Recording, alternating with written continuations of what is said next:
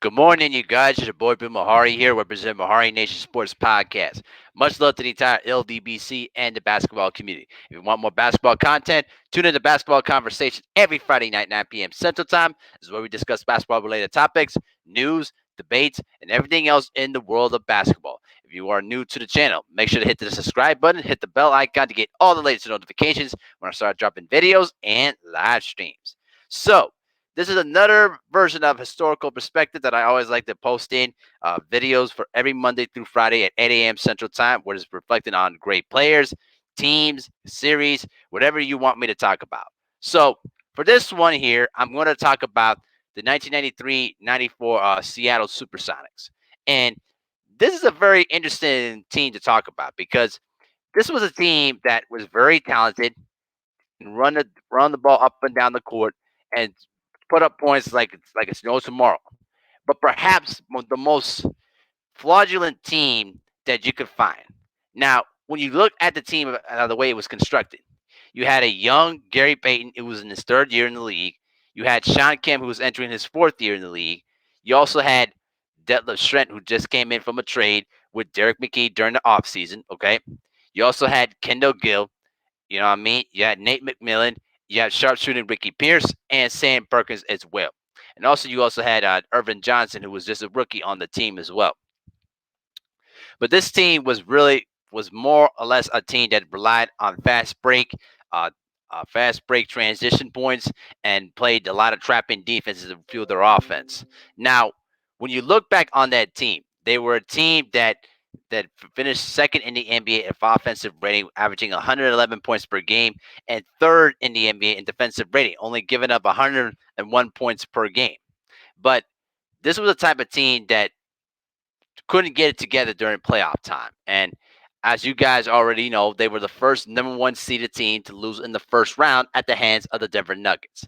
But some of the stuff about the team was not, highlighted out there until George Karl, the coach of the Sonics at the time, basically spilled the beans about what was going on during that period of time. And before I did this video, I had to reread some of the stuff that he was reading because I have the book on my computer, and I did read half of it, and I didn't read most of the other insults or anything else like that because George Karl comes across to me as basically as an egotistical jackass. But there were some things about that team that really caught my attention, and when he talked about that one section on page starting at page 57 about that team, he said that team that they were good, but they weren't the most stable bunch. And he would describe that 1914 as cathartic, basically a blend of chaos and order. And he talked about the early stages of the relationship between him himself and Gary Payton, that they would get so mad at each other that Tim Gergich, who was an assistant on that team at the time, okay, had to be basically the permanent mediator because there, even during that 96 year when they were basically made it to the NBA Finals, George Karl and Gary Payton had their shouting matches. And without the presence of Tim Gergich to try to, keep the peace between the two players, there was no doubt in my mind they was going to rip each other's heads off. But you had Shawn Kemp, who basically can come in late as he wanted to, but so the most so a lot of athleticism. He loved to practice, and he was a big positive player. You know what I mean? And just as George Karl described, with Gary Payton, basically he's labeled Gary Payton as a guy who defended like crazy, dove for the ball, stole it, and played all the times with a major attitude. It was just like his coach. But he hated playing for Casey Jones's slow down pace type of system to the point where he almost quit basketball entirely. And the other guys were also on that team though too that really blended in all together as well. You also had Detlef Schrempf, who was basically the balance on that team, who was basically he didn't try to outdo the players, but basically did gave you solid numbers. And the one thing that I learned about that team was it was really caught my attention about it is that that team, as talented as they were, like I said, they were basically a mix of chaos and dissension. And pretty much pretty much during that period of time, let's put it like this, okay? The Sonics at that time, they were very, very talented. And adding up into that all-star break, they were basically sitting on top of the Eastern Conference, okay? They were 26 and 3 when they started the season, and then they were 35-10. And when he was being interviewed by Bob Costas at NBC at the time, he said, "You were fired in Cleveland and you were fired in Golden State. Who do you blame?" He said, "Myself." And why are you talking about Philip? But I thought, but I didn't say that. But the Sonics were basically 117-52 before since he joined them, and they had the best team in the NBA.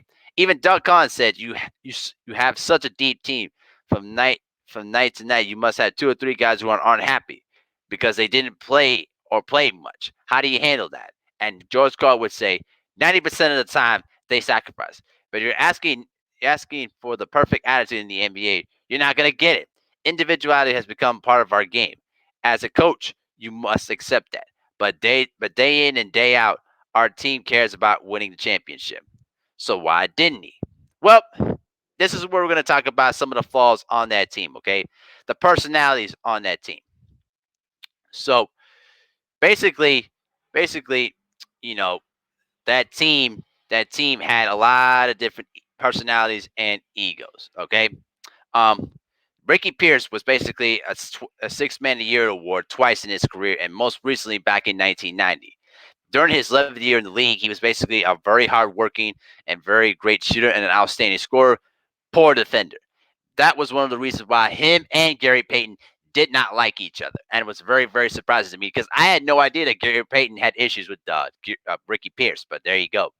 And there was also he had also George Karl had issues with Kendall Gill because apparently he had basically had poor self-esteem about himself, and George Karl pretty much spilled the beans, said that he didn't like his teammates very much. Although the problem was for Kendall Gill was is that he had pretty much said that he had migraine issues, that playing in the Northwest affected his health, and pretty much he had migraine issues, and George Karl knew about that and pretty much said he had no sympathy for him.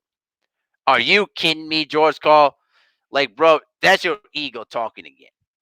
And pretty much the glue was basically Nate McMillan, who was pretty much his basketball intelligence was tailor made for coaching status in the NBA.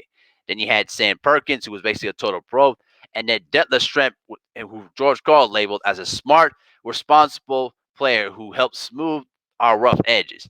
Then you had Michael Cage, who rebounded and defended pretty well, but then he didn't think he could set up a good egg and couldn't make a jump shot. And then you had also, like I said, Irvin Johnson, who blocked shots and defended the perimeter amazingly very well for a big guy at his size. All right. Now let's fast forward to that. To their style. Okay. Now, basically, the mantra of that offense was basically the pick and roll, and basically had the athletes to do it. And then basically you switch everything, meaning that Gary and Kendall would have to switch onto the power forwards and center, and that Sean, Detlef, and Sam had to bend their knees and check the little guys out on the perimeter. And basically, that tactic can be risky and can confuse a lot of different teams. And the best part of that team was that both Sam Perkins and Gary were so good at defending different positions that basically they had the advantage most of the time. So anytime when they basically try to switch out on the opponent's pick and roll, basically it was switch everything and steal everything. And Gary Payton and Nate McMillan were basically the best at stealing the basketball from you. And pretty much at that time, anytime they try to steal the basketball, they're always looking for the lob pass or a spectacular dunk. I even remembered where Gary Payne would even refuse a layup and then basically would wait for Shawn Kemp to basically run down the lane, toss him the alley oop pass, and then boom, throw it down with force to get the crowd going. That was the Sonics for you. That was pretty much the Sonics for you. And so even though that they were still a good team, George Karl pretty much said that his stubbornness and his unwillingness to get along with players or something like that was basically one of his biggest flaws. All right. And then let's fast forward to the 94 playoffs in that first round series against the Denver Nuggets. So let's start from the top. You had three all-stars, okay? Actually two. You had Sean and Kerry as your two main all-stars, and then you had George Karl, who was the Western Conference All-Stars head coach of that year, okay? And before the first game, George Karl bumped into a friend who basically came to visit, and basically laughed and basically had a good time. He pretty much said, "It's the playoffs, man. It's the playoffs." And they basically were all cocky, and confident that they could sweep through the Denver Nuggets. But little did they know that they had something coming ahead of them. Now, the first game of that series, the Nuggets basically led by their backcourt of Brian Stiff, Mahmoud Abdul Rauf, and then he had veteran Reggie Williams, who was the captain of that team, Lavanzo Ellis, and the shot blocking monster, Dikembe Mutombo. Okay, they won their first game by 26. Okay, and and then basically before game two. Okay, the game didn't turn out as good as they want, because the second game the Nuggets actually played better, and it made them nervous. Unfortunately, George Karl didn't see it then, but basically this is where things began to crumble. Now, during the halftime game of game two, Gary Payton and Rickey Pierce basically had a screaming match, probably the one of many. But then it gets worse. Basically, they basically were ready to swing fists at each other, and basically said about, and he heard something about somebody getting a gun out. But thankfully, basically Detlef Schrempf and a couple of other players stepped in before things got really worse. Now, despite the fact that they won game two, okay, George Karl got pretty nervous. And then basically in game three, and games three and four, they basically Denver Nuggets got all of momentum because they played with much more energy. They played with much more enthusiasm than the Sonics did, and they basically buried the Sonics in games three and four. He even remembered how game four was basically close and dirty that went into overtime. And then unfortunately, they weren't able to make their free throws. And then their sudden ability to make big time threes late in the game pretty much made the difference in game four. And so now we get into game five, the final game of that first round series. Now remember, during the time in the 90s and early 2000s, first round series lasted 5 games before they went into the 7 game series format in 2003. Now, George Karl talked about how before the series, the Sonics pretty much had all the talent and all the confidence in the world and could have sold it into jars. Now, looking back at that game, though, from my observation, the Sonics they kind of were excellent imposters because they came out and pretty much wanted to make sure that they wanted to get this game over with and blow them out of the building, but they were not prepared to play the full game. And the Denver Nuggets basically clawed away and stayed into the game. And it was basically a game that pretty much had all the pits and falls, and then pretty much in the second half, the Nuggets turned it on. All right, so remembering in that second half there too, you know, both Gary Payton and Rickey Pierce both played hurt. They missed free throws. Did not make big. They did not make big plays. And then in stepped their sixth man for the Nuggets, Brian Williams. He made a jumper, a slam, and a block, and he was a monster on the boards too. So in that game five though too, as I pulled back off the stats of that series there, let me pull this off real quick. All right, game five. There you go. So that game five, okay.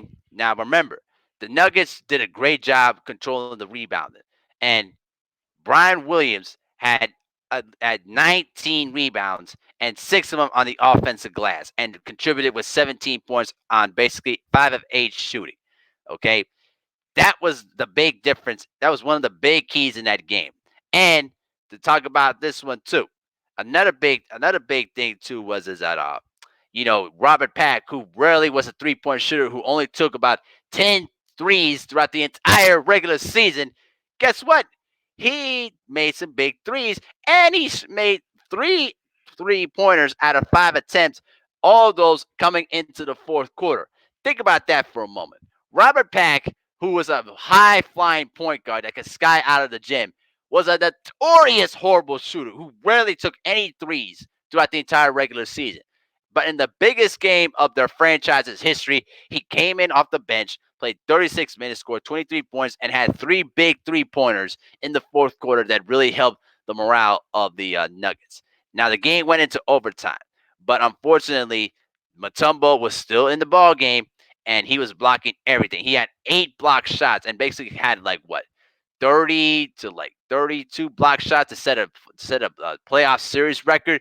So anytime that the Mutombo, was anytime Mutombo was in the lane, the Sonics did not attack him hard enough. They basically tried to shoot over him, and that's a big no against a shot blocker. And Mutombo was blocking everything, and that was the difference. The Nuggets controlled the rebounding. All right, they had 58 total rebounds and basically 21 on the offensive end. Okay, when you look back on that game, the Sonics had only 10 offensive rebounds and basically had only 36 rebounds the whole game. Think about that for a moment. They controlled the rebounding, they controlled the interior, and basically made the Sonics shoot out in the perimeter. And since the fact that they are notoriously horrible for their half court sets, that was the big difference in the game, and that's why how they lost. And it was a horrible summer for Seattle because they had high expectations coming in. Because remember, the previous year they went 7 games against the best team in the West that year, the Phoenix Suns, led by MVP Charles Barkley, and they were only one victory away from the trip to the finals. But that year, it was just everything went wrong for them in the playoffs, and as a result, they lost in the first round and became the first number one seeded team to lose in the first round of the playoffs. And basically, it took them about at least 2 more seasons until they made the finals back in 1996. You know what I mean? But by that time, that 96 team was much more of a mature, much more of a disciplined type of team, though, as they weren't in 1994. But eventually, the winner of winning a championship closed along with it, though, too, because then Kemp didn't get the contract that he wanted and didn't get a raise in his contract and wanted to leave Seattle pretty much after that.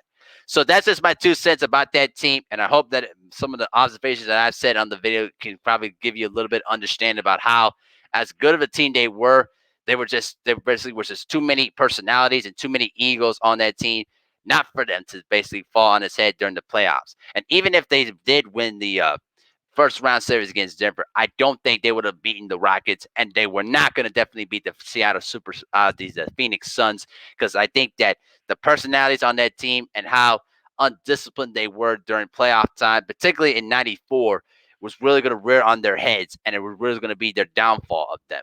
And so, that's just how I feel about that, though, too, man. But they worked great at what they were during the entire year, and they just fell short when they basically needed to step up during the playoffs. But let me know what you guys think in the comment section, and I will let you know if I'm gonna do the basketball conversation show later on tonight, though. Too, I'll let you guys know ahead of time if I will do it or not. But let me know what you guys think in the comment section, and y'all have a great day.